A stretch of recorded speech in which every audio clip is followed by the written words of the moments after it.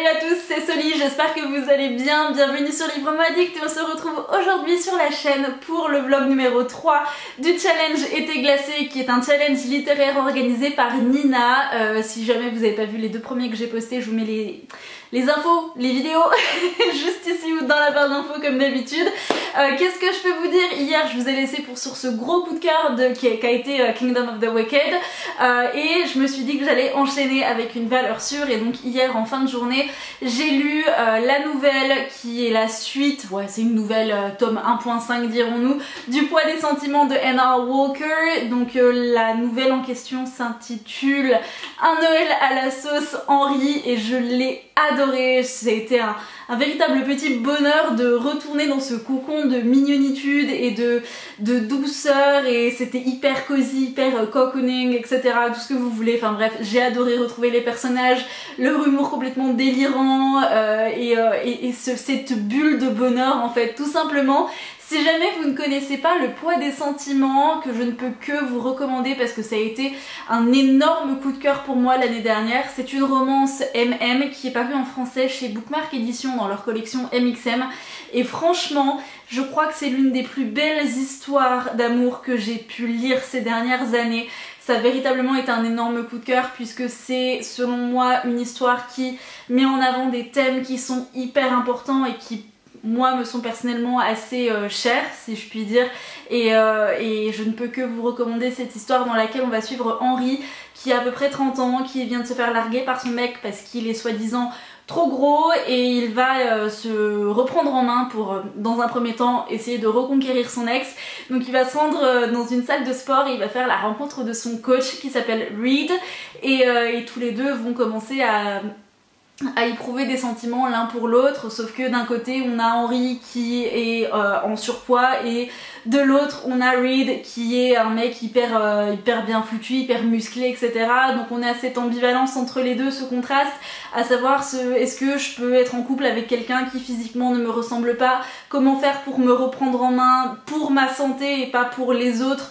Voilà, parce que en fait le but de ce bouquin c'est pas de mettre des gens dans les cases, c'est pas du tout ça, c'est de faire prendre conscience que l'on peut allier plaisir et sport, que lorsqu'on fait une sorte de... comment ça s'appelle? Je suis en train d'en faire un en plus, un rééquilibrage alimentaire, ben c'est pas forcément se priver, se frustrer, etc. Henri c'est quelqu'un qui adore cuisiner, qui a un humour complètement débordant et qui aime vous mettre l'eau à la bouche d'ailleurs, hein, si jamais vous décidez de lire Le Poids des sentiments et la nouvelle, soyez bien accrochés et y mangez un petit peu avant parce que je vous assure que quand j'ai lu la nouvelle hier avant d'aller manger, j'avais la dalle, je suis arrivée à table, j'étais affamée parce que ça nous met l'eau à la bouche. Bref, c'est une histoire qui est vraiment douce, hyper mignonne, hyper cosy et je ne peux que vous la conseiller. Et Henri, je vous l'ai dit, il a un humour complètement débordant, il est bourré de sarcasme et c'est très drôle, c'est très frais, c'est très rafraîchissant et je peux que vous conseiller cette romance. Vraiment, si j'en avais une à vous recommander là tout de suite maintenant, forcément ça serait celle-ci. D'ailleurs je risque de vous refaire une recommandation, une vidéo recommandation romance parce que j'en avais fait une il y a quelques années, mais c'est vrai que j'en ai lu pas mal d'autres nouvelles et voilà, et je pense que celle-ci en fera forcément partie. Donc un livre noélique de lu, donc ça c'était très cool, j'ai adoré retrouver cette ambiance hyper cosy, hyper douce. Et donc je me suis dit hier soir après que j'allais poursuivre en lisant toujours sur ma Kobo et je me suis lancée dans Les Dragons de l'Impératrice d'Alice Sola qui est paru chez Magic Mirror. C'est une réécriture de différentes histoires dont celle de Mulan et celle notamment également de la princesse Turando. Donc Mulan, je pense que vous connaissez, c'est cette jeune femme qui se déguise en garçon, qui va prendre la place de son père pour aller au combat et personne ne doit découvrir sa véritable identité sinon elle se fera exécuter. La princesse Turando, personnellement je ne connaissais pas du tout, donc ça a été une véritable découverte. À la base c'est un opéra qui a été composé par Giacomo Puccini et ça met en scène l'histoire d'une princesse, alors certes imaginaire, mais une princesse qui vit dans une Chine médiévale, qui est connue cette princesse pour sa beauté légendaire mais également pour sa cruauté puisque c'est une princesse qui à chaque fois qu'un prétendant va lui demander sa main va lui imposer 3 énigmes et si la personne face à elle n'est pas capable de répondre à ces 3 questions, elle sera exécutée. Et donc la princesse Turando faisait couler le sang. Et là c'est ce qu'on a clairement dans les dragons de l'impératrice, puisque on va croiser Mulan, on a Shang également qui est là, qui est également un général de guerre, puisque ici Mulan c'est assez différent du Disney dans le sens où personne n'a réalisé que Mulan était une femme, donc elle a réussi à grader, elle a été promue en tant que générale des armées, elle est en binôme avec Shang, mais personne ne doit découvrir que c'est une femme, sinon elle sera forcément exécutée.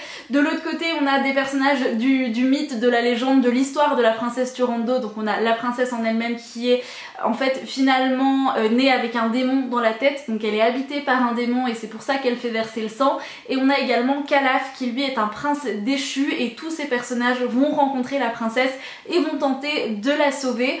Et voilà, bref, c'est une histoire qui comme ça est très très alléchante. J'étais très... je sais pas, j'étais très emballée à l'idée de me lancer dans cette lecture, mais je ne vous cache pas qu'hier soir j'ai été plus que mitigée.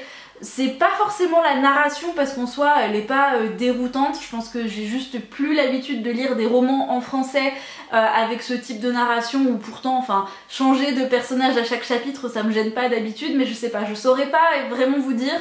Au niveau de la narration il y a peut-être quelque chose qui me chafouine un peu, mais pour autant elle est bonne, elle est simple.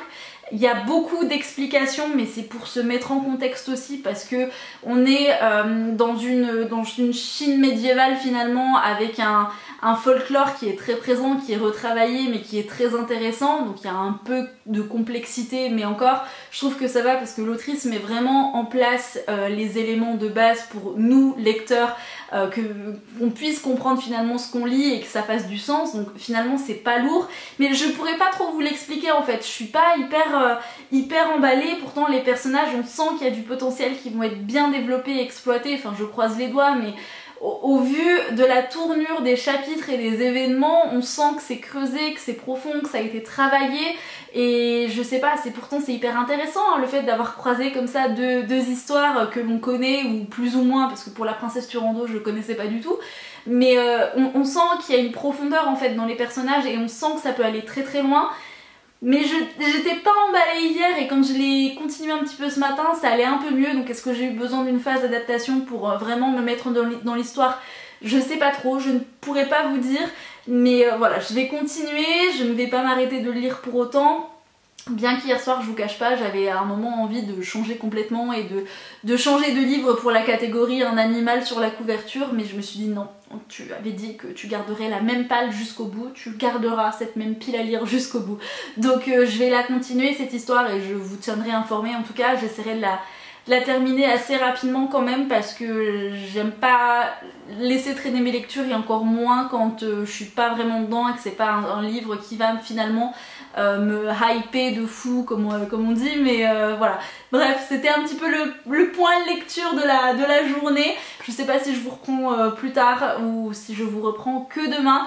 En tout cas, je vous remercie grandement et chaudement pour vos retours sous les vlogs, ça me fait hyper plaisir.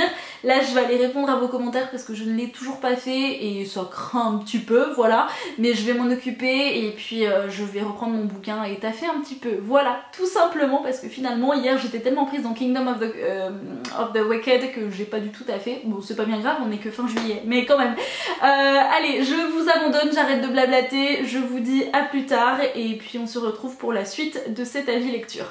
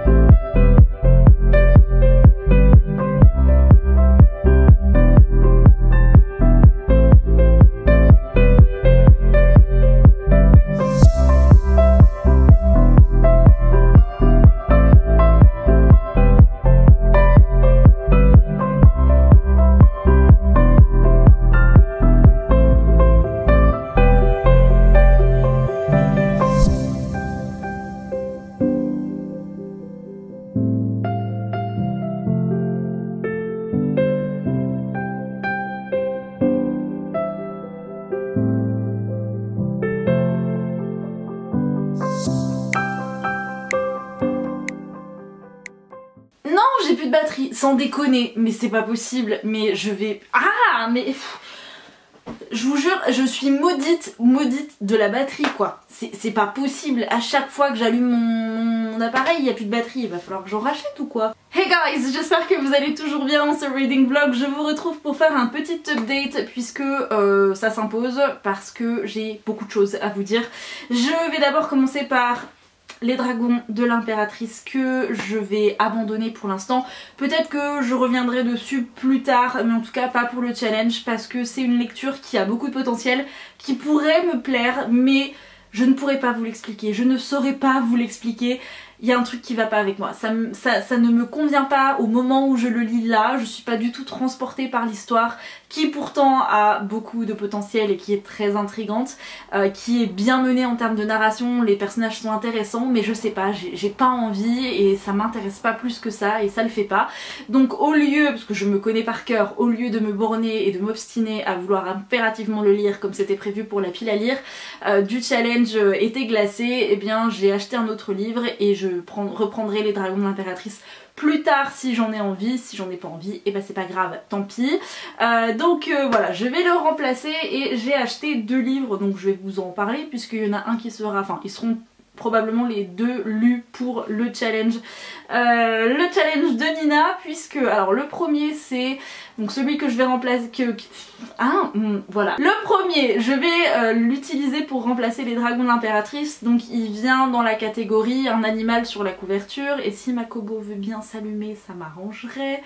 Donc j'ai craqué pour le premier tome de la saga McCorbin, donc McCorbin, je vais le prononcer à la française, hein, voilà, c'est de Anne Bishop, et le premier tome c'est Lettre écarlate, et vous avez un loup-garou là, voilà, c'est une histoire avec des loups-garous, et vous avez été très nombreux sous mon post hier soir sur Instagram à me le conseiller parce que je vous demandais justement plein de recommandations en termes de lecture avec des loups-garous, parce que c'est la créature paranormale que j'adore, voilà, et c'est vrai que je n'ai quasiment plus de livres où il est question de loup-garou vraiment au centre de l'intrigue, et vous avez été très nombreux à me conseiller McCorbin, mais également la saga Mercy Thompson que j'ai failli acheter.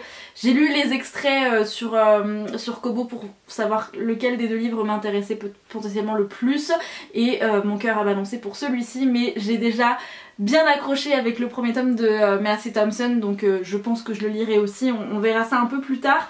Donc j'ai acheté celui-ci où on va suivre Meg, qui est une jeune femme qui va se retrouver à vivre avec des loups-garous, et c'est une femme qui est blessée, qui a été mutilée parce qu'elle a un don particulier. Je crois que à chaque fois qu'on lui incise la peau, elle a ses dons qui se réveillent et qui vont se révéler, et elle est capable de voir l'avenir ou quelque chose comme ça, de faire des prédictions. Enfin il y a un truc un peu comme ça je crois.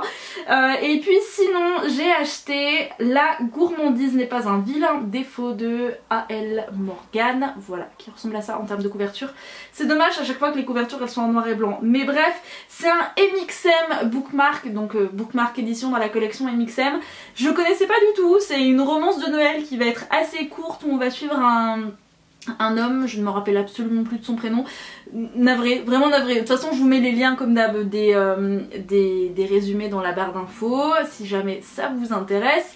Et donc on va suivre cet homme qui déteste Noël of course, et qui va aller garder son neveu chez sa sœur et son beau-frère je crois, ou enfin voilà bref. Et alors c'est pas du tout le cas de son neveu qui lui adore Noël, et donc tonton va devoir se plier plus ou moins aux exigences de son petit neveu, et c'est là qu'il va faire la rencontre d'un confiseur qui travaille dans la confiserie préférée de son neveu, et donc on va avoir une petite romance qui va démarrer entre les 2 hommes.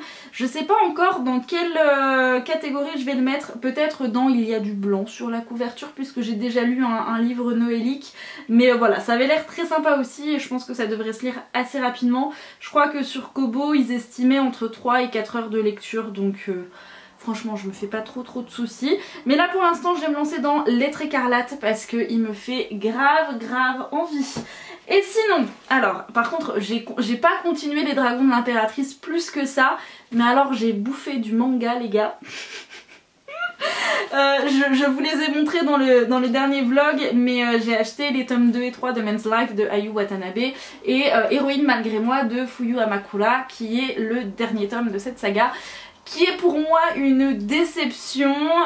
J'avais encore bien la fin du tome 3 en tête, mais je sais pas, j'ai trouvé que... C'est souvent le problème avec les sagas qui sont aussi courtes, qui font que 4 tomes, pourtant je trouvais que ça démarrait plutôt bien, mais la fin m'a pas convenu, j'ai pas trouvé ça transcendant. Bon après l'intrigue elle est pas incroyable non plus, hein. Tu sais d'entrée de jeu quand tu commences le tome 1, tu sais déjà comment ça va se terminer. Pour autant j'ai pas trouvé que c'était... renversant, c'est pas... Enfin je sais pas, j'ai été un peu déçue par ce 4e tome. Il y avait des passages qui étaient mignons, qui étaient doux, mais je m'attendais à un peu plus, je m'attendais à autre chose, et du coup bon, fini un peu sur un petit flop. Mais si jamais vous voulez un shoujo qui est tout doux, tout mignon, qui est drôle, avec des situations cocasses, où on va inverser un peu les rôles entre le protagoniste et la jeune fille, où la jeune fille va devoir se retrouver à protéger le garçon, bref, c'est... C'était assez fun en ce sens-là, et en même temps c'est une série assez courte, donc si jamais ça vous intéresse, je vous la recommande. Et puis sinon, j'ai enchaîné les tomes 2 et 3 de Men's Life, et maintenant je suis en PLS en attendant septembre pour avoir le tome 4, puisque c'est une saga que... j'aime beaucoup, enfin j'avais déjà beaucoup aimé le premier tome quand je l'ai lu là en début de semaine, mais alors j'ai beaucoup aimé le tome 2, mais alors le tome 3 et la fin de ce tome 3, j'ai surkiffé. Franchement, les personnages prennent plus d'ampleur, on commence même à s'intéresser aux personnages secondaires. Je trouve que Mio, qui est obligée de se déguiser en garçon puisqu'elle vit dans un internat de garçons, elle a changé de place avec son frère, je trouve qu'elle évolue très bien. Elle se retrouve dans des situations qui sont très drôles, c'est très apaisant, c'est très relaxant, et en même temps c'est attendrissant, et voilà, ça reste du shoujo très classique. L'intrigue elle est pas exceptionnelle non plus, on s'attend à une fin assez évidente, j'ai envie de vous dire, mais ça reste très agréable à lire, et je peux que vous conseiller de lire Men's Life parce que franchement il est très cool ce manga, et ouais, et là il me faut la suite, sauf que la suite elle sort pas avant septembre, et donc j'ai un peu les pétoches quoi, mais bon c'est pas grave, on va prendre son mal en patience. Mais sachez que voilà, si vous voulez vous lancer dans cette saga, le tome 3 se termine sur un petit cliffhanger qui fait plaisir, et j'attends de voir comment ça va être développé par la suite dans le tome 4. Voilà, c'est à peu près tout pour moi, j'ai pas grand chose d'autre à vous dire, je vais me lancer dans Lettre écarlate. Je vous referai un petit update, et puis... Ah mais si, j'ai oublié de vous en parler, je vous montrerai de toute façon ça ce soir. Ce soir il y a le live de Pauline, donc de Po Bookin sur Instagram, et donc sur Bookin sur YouTube. Elle organise ce soir un live où on est très nombreux, il y a beaucoup d'invités qui sont là et qui vont présenter leur dernier coup de cœur, et on va papoter un petit peu, et ça va être trop cool, et... j'adore, voilà, je suis trop contente d'être en live ce soir, ça me fait trop plaisir, et j'ai hâte de voir les bouilles de tout le monde, et Pauline elle a organisé un truc génial, et franchement ça va être trop bien, et rien que d'y penser je suis presque émue et j'ai les yeux qui brillent, et je suis trop contente, voilà. Donc j'ai hâte de vous retrouver ce soir en live, et puis je vous mettrai le lien du replay parce que je pense qu'il y aura un replay. S'il y en a un, en tout cas je vous le mets dans la barre d'infos ou dans le petit juste ici, si jamais vous souhaitez regarder ce live qui commence à 20 h et qui va se terminer à minuit. Je suis trop contente d'y participer, bref ça fait 10 fois que je le dis, donc cette fois-ci je vais me calmer, je vais aller me faire je pense un thé, et je vais prendre Lettre écarlate, et je vous retrouve plus tard, voilà, ou je sais pas comment je vais clôturer ce vlog, mais voilà, je sais pas. Bref, au moment où vous le regarderez, de toute façon ça sera dimanche, donc je vous souhaite un bon dimanche, et puis peut-être à plus tard, ou je ne sais pas, voilà. Je vous fais plein de bisous, et je vous souhaite de passer de très belles et bonnes lectures.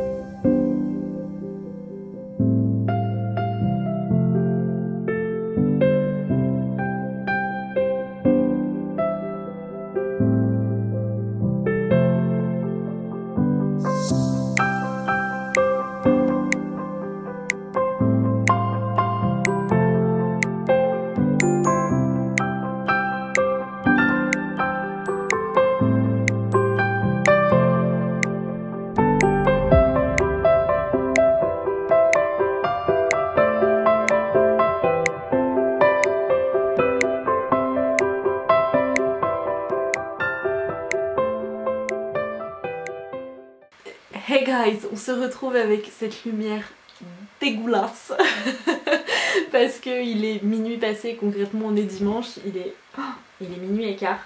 Que vous dire, le live est encore en fond d'ailleurs, c'est au tour de Tiffany et de Camille, donc il y a des mots de passer et je vais rattraper la partie demain je pense, parce qu'il va falloir que je termine le montage. Vous savez pas à quel point je suis contente d'avoir fait le plus gros du montage avant ce live. C'est un live qui est tellement enrichissant, qui est tellement incroyable que je ne peux que vous dire d'aller le voir. Là c'est même pas vous conseiller, vous le recommander, il faut vraiment que vous alliez regarder ce live. Outre le travail incroyable que Pauline a fourni pour organiser tout ça, vous avez des invités incroyables, des booktubeurs, des bookstagrammeurs, des blogueurs qui vous conseillent des livres très différents, très variés, très divers, dans des thématiques, des genres qui sont assez éclectiques et il y en a pour tous les goûts et c'est dans l'échange, le partage, la bienveillance, la bonne humeur et c'est beau et c'est drôle et on a des moments de fou rire et après on a en même temps des moments très sérieux où on parle de choses qui sont très importantes et je peux que vous dire d'aller regarder ce live même si votre wishlist et votre compte en banque vont en prendre un coup clairement, mais ça reste incroyable. Je vous fais en même temps, je profite un petit point sur ma lecture en cours puisque je vous laissais tout à l'heure, je vous disais que j'allais commencer Lettres écarlates de Anne Bishop, donc le premier tome de la saga McCarbin. J'ai lu 20% du livre, il me reste encore 8 heures de lecture. Franchement c'est pas l'envie qui me manque de reprendre le bouquin et de le dégommer parce que je baille. Pardon, il n'y a plus de filtre en vidéo à ce temps-là, c'est fini. Bref, je vous disais que j'avais qu'une envie, c'était de le dégommer parce que je suis vraiment plongée dans l'univers. J'aime beaucoup les personnages. J'ai encore l'impression que ma caméra fait n'importe quoi, mais je pense que c'est à cause de la lumière. Bref, j'aime beaucoup les personnages. On va rencontrer Meg, qui est une jeune femme qui a fui quelque chose et qui se retrouve à vivre dans ce qu'on appelle l'enclos. En fait c'est un endroit qui va regrouper ce qu'on appelle les autres, qui sont des créatures paranormales et notamment cet enclos va être régi par un loup-garou qui s'appelle Simon Wolfgard, je crois, il me semble que c'est ça, donc Simon Wolfgard, je vais le prononcer à la française, et qui va réaliser qu'il y a quelque chose de pas commun chez Meg et petit à petit on apprend, et je vous spoil rien, c'est dans le résumé, que ce n'est pas une humaine ordinaire. Elle est capable d'avoir des visions en s'incisant, oui, quand on s'incise, c'est ça qu'on dit en français? Oh, j'ai bugué, oui, on s'incise la peau, je crois que c'est ça. Bref, ouais, elle s'incise la peau et donc du coup elle a des visions et elle est parsemée de cicatrices puisque on a abusé d'elle de cette manière-là et elle va tenter de fuir ce qu'on appelle le contrôleur et enfin toutes ces sociétés qu'elle a fui. Et elle pense que c'est en étant dans l'enclos qu'elle va réussir à échapper à ces geôliers de cette manière-là, on va dire, puisque les humains sont effrayés par les autres, ils ont conscience de leur existence, ils ont connaissance de leur existence, et les humains finalement ne sont que des proies, que de la nourriture, que de la chair fraîche, que de la viande pour ces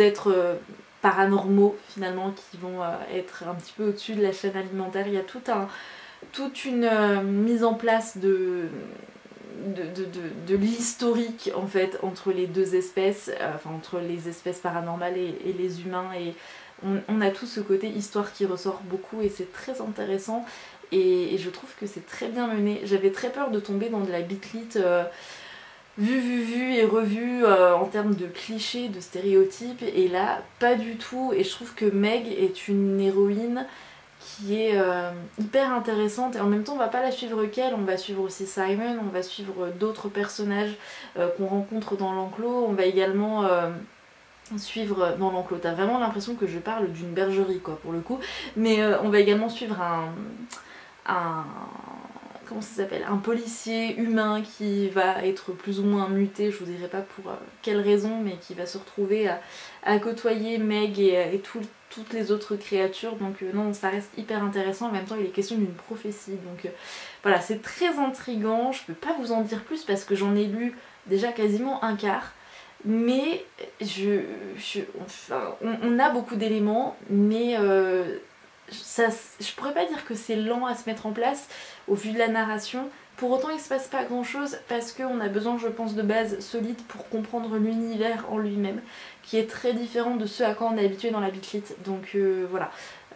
Mais j'aime beaucoup, hein. Moi qui n'aime pas la bitlit du tout, pour le coup là je trouve ça très intéressant. Je sais pas si on parle de bitlit ou d'urban fantasy, il faudrait que j'aille voir, mais pour moi ça avait toujours... Je l'avais déjà vu en librairie ce livre et je m'étais pendant très longtemps tâtée à l'acheter. Et pour moi ça avait toujours été de la bitlit, alors peut-être que c'est ça, peut-être que c'est pas ça, je ne sais pas. Bref, je vais arrêter de blablater, je vais terminer le montage, je pense que je regarderai la fin du live en replay demain. Lien dans la bio et juste ici si jamais vous voulez le voir, et vous voulez le voir de toute manière rien que pour votre wishlist l'agrandir, vous voulez regarder ce live et voilà, je vous embête pas plus longtemps. Je souhaite à tous et à toutes de passer une très belle et bonne journée, une très belle et bonne nuit si jamais vous regardez ça de nuit. J'espère que ce vlog vous aura plu, je vous fais plein de bisous, je vous souhaite à tous et à toutes de passer de très belles et bonnes lectures et en attendant une prochaine vidéo sur la chaîne, bien évidemment, prenez soin de vous. Ciao.